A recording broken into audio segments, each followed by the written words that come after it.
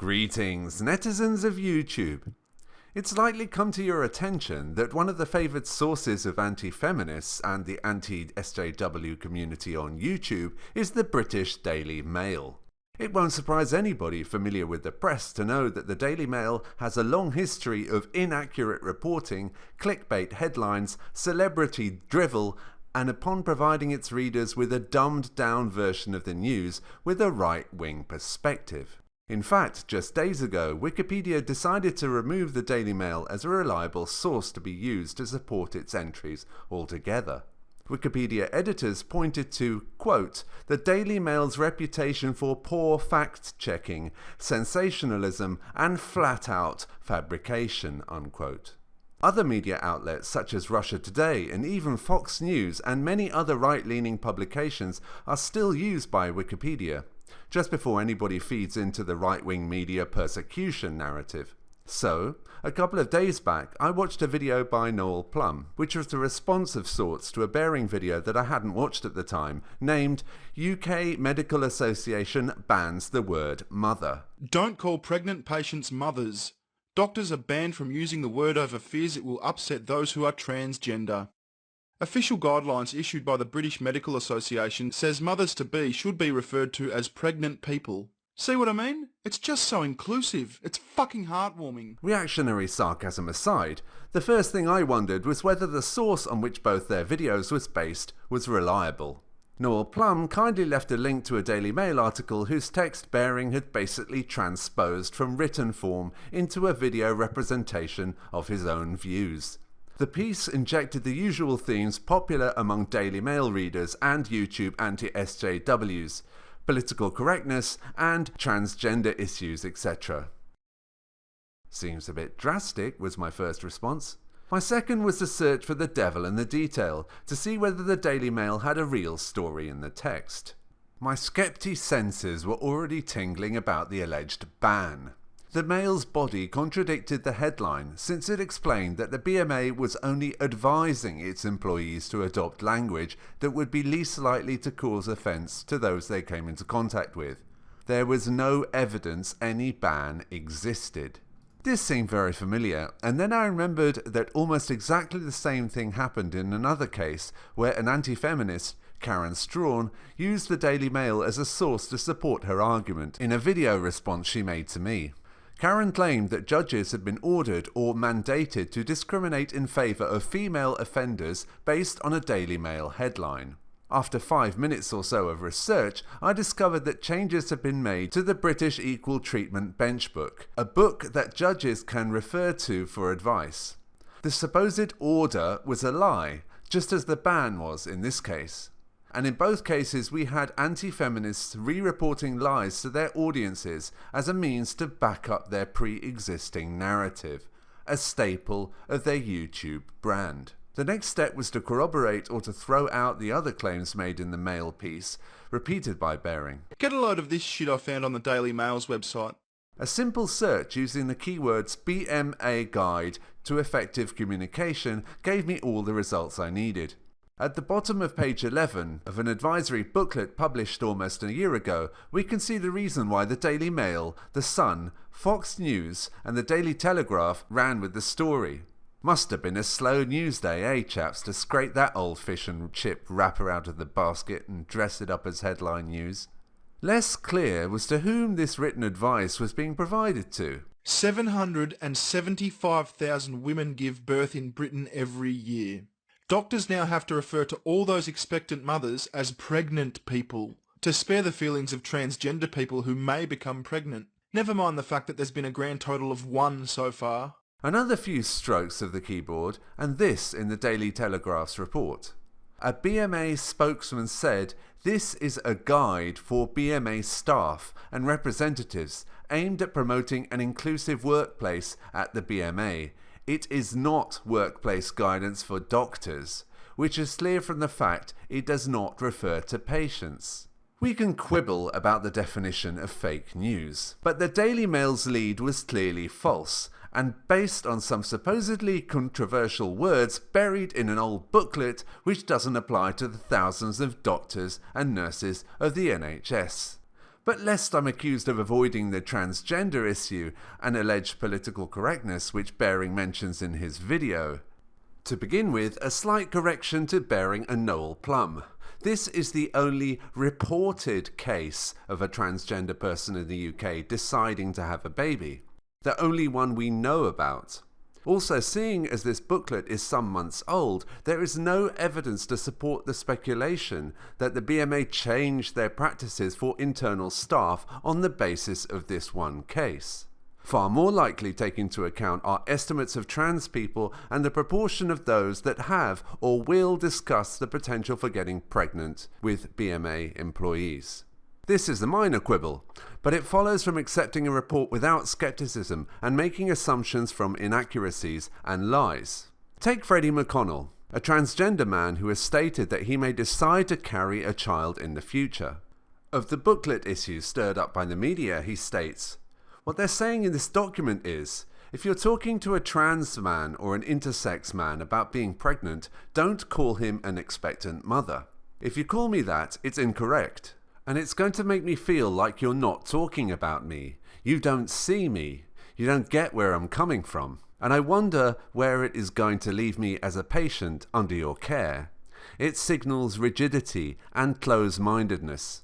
But it's really important to say we're not interested in redefining motherhood or taking away that word. We're just trying to be seen." Take the false headlines and alarmism away, and it sounds entirely reasonable. Surely you would agree. I'm going to be honest about my past instincts. Back in the 90s, when I was still working out my place in the world, certain sections of the media were talking about changes in language. Specifically, words such as spokesman were becoming spokeswoman or spokesperson. Like the Sunday Times, which I nerdily read at the time, I felt this was absurd. How ridiculous to care about the form rather than the function, I thought. I'm against this nonsense. Later on, the term firefighter came along. I don't remember having an opinion on this one. It's as if on one day I just woke up and it was the new normal. But I might have felt the same way. At this point, we could have a debate about gendered language, and yes, I thought of it from that perspective. I could stick my social justice cap on and argue against those traditional words on the basis that they refer to a time where men were dominant in these professions or when men dominated society, while women were expected to remain at home. But I'm not really angry or offended about language. However, and this is the key point, it costs me nothing at all if new words are introduced on the basis that some people might be offended by old words. While it's true that some people are never happy, I'm happy to alter my language to not upset anybody deliberately. And in return, if by mistake I use a word that offends them, they will forgive me, knowing my good intent. And if they don't and have a go at me instead, I won't be too hard on myself, and I'll consider adopting new words. It's impossible, by the way, to make me feel guilty or resentful, as others seem to complain about, if I use language people take offence to, because I know it's not deliberate, even if they don't. It's not rocket science, and I don't understand why some people seem to have such a problem with it. Don't you love how progressives just want to be inclusive? I mean, they love being inclusive so much that if you don't want to be inclusive, you can just fuck off and die. On the first page of BMA's Guide to Effective Communication, quote, "This guide promotes good practice through the use of language that shows respect for and sensitivity towards everyone. The choice of appropriate words makes an important contribution towards the celebration of diversity. As well as avoiding offence, it's about treating each other with dignity as equal members of an integrated community. Language is dynamic, and terms disappear, re-emerge, and are revised. We all need to be sensitive to changing expressions and meanings as they emerge. This is entirely in line with my opinion. So hell yeah, I support the BMA's advice." Now let's return to fake news and how Baring repeats the fake news of the Daily Mail. We have the Daily Mail that lies to millions of readers, and then there are the anti-SJW YouTubers who pass the lie on to hundreds of thousands of their viewers. Outrage is duly caused, making rational discussion difficult. But it does beg the question. Stupidity stroke laziness, deliberate deception, or a combination of the two.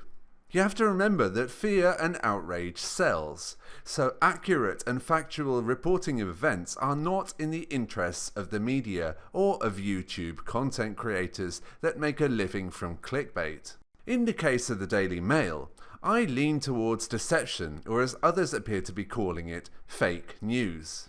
They knew, for example, that it was a lie to claim that the BMA banned calling mothers mothers. Don't believe me? Oh ye of little cynicism. Consider this report that appeared. Hold on a minute. This was a report that appeared in the Daily Mail. It was taken from the Press Association and contains all the necessary facts to refute the Daily Mail's piece. So perhaps this was some kind of backhanded correction after the event. The Daily Mail had the facts at its fingertips, but chose to manufacture outrage for its own political agenda against political correctness, against trans people, and to sell copy. In the case of Bearing, I lean towards laziness. 775,000 women give birth in Britain every year. Doctors now have to refer to all those expectant mothers as pregnant people to spare the feelings of transgender people who may become pregnant. Never mind the fact that there's been a grand total of 1 so far. But let's face it, a lot of people are lazy. The problem is that if you're too lazy to do only a few clicks worth of research and read a few paragraphs, then you can't be trusted to accurately provide people with information. And this stands for everyone, not just Bearing. Now if Bearing happens to come by this video, I'd be interested in an explanation. Am I expecting too much? Are my standards too high? I don't know if Bearing is considered to be part of the YouTube skeptic community, not to be confused with the real-life skeptic community of James Randi et al. But isn't it about time that some skepticism was applied to media sources that are known to embellish, exaggerate, and outright lie? Suffice to say, I exchanged comments with Noel Plum as soon as I twigged that the headline was a lie. He seems a little more relaxed about Daily Mail standards than I am, although I agree with him that the online version of the Mail is more celebrity garbage. The print version and the online version publish equal amounts of economy with the truth. In answer to your question, Noel, as to whether the Mail published this story in print, yes they did. On the front page, mind you. When it comes to the way society interacts with trans people, I certainly don't think any head-in-the-sand type band-aid solutions are going to do any good in the long term, i.e. banning doctors from using the words expectant mother. Cheerio.